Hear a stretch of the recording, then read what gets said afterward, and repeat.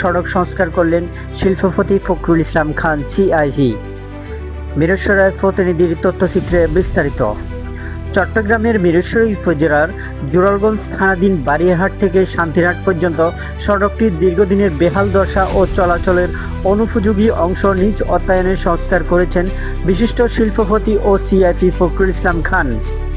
তিনি বাংলাদেশ প্রবাসী কল্যাণ সংস্থার সংযুক্ত আরব আমিরাতের প্রতিষ্ঠাতা সভাপতি ও মিরসরাইয়ের কৃতি সন্তান। স্থানীয় সূত্রে জানা যায়, গত কয়েক বছর ধরে সড়কটি বিভিন্ন স্থানে বড় বড় গর্ত ও খানাখন্দের সৃষ্টি হয়েছে। এতে সাধারণ মানুষ ও যানবাহন চলাচলের চরম দুর্ভোগ পোহাতে হচ্ছিল।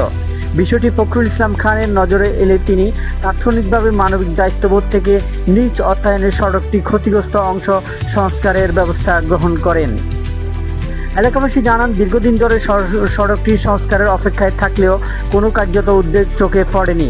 ফখরুল ইসলাম খানের এই মহতী উদ্যোগে যাতায়াতের ভোগান্তি দূর হওয়ায় এলাকাবাসী তার প্রতি কৃতজ্ঞতা প্রকাশ করেছেন। এখন সড়কটি দিয়ে সাধারণ মানুষ ও যানবাহন আগের চেয়ে অনেক স্বাচ্ছন্দ্যে চলাচল করতে পারছে। এই বিষয়ে খান কল্যাণ ট্রাস্টের ম্যানেজার দিন মোহাম্মদ বলেন, বারিয়াহাট থেকে শান্তিরহাট বাজারে যাতায়াতের জন্য এই সড়কটি অত্যন্ত গুরুত্বপূর্ণ, কিন্তু কাদা ও বড় বড় গর্তের কারণে চলাচল অত্যন্ত কষ্টসাধ্য হয়ে পড়েছিল। আমাদের চেয়ারম্যান ফখরুল ইসলাম খান সিআইভি নিজ উদ্যোগে সড়কটি সংস্কার করে দেওয়ায় এলাকাবাসীর দুর্ভোগ অনেকটাই কমে লাঘব হয়েছে। তিনি আরও জানান, ফখরুল ইসলাম খান নিয়মিত জনকল্যাণমূলক কাজে নিজেকে সম্পৃক্ত রাখেন। সম্প্রতি বন্যা কবলিত মানুষের পাশে দাঁড়িয়ে তিনি ব্যাপক সহায়তা প্রদান করেছেন এবং সমাজের বিত্তবানদের অসহায় মানুষের কল্যাণে এগিয়ে আসার আহ্বান জানিয়েছেন।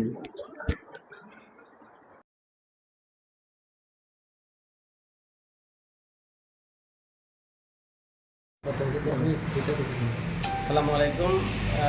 বারিয়াহাট থেকে শান্তিরহাট গোলকাহাট যে সড়কটি আছে, এটি 24-এর ভয়াবহ বন্যায় মারাত্মকভাবে ক্ষতিগ্রস্ত হয়।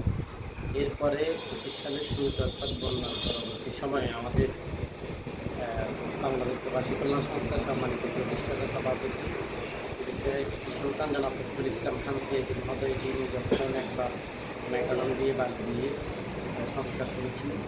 এবারের বর্ষার শুরুতে বিশেষ করে এই কয়েকদিনের টানা বর্ষণে আবার পুনরায় এটি খানাখন্দে পরিণত হয়।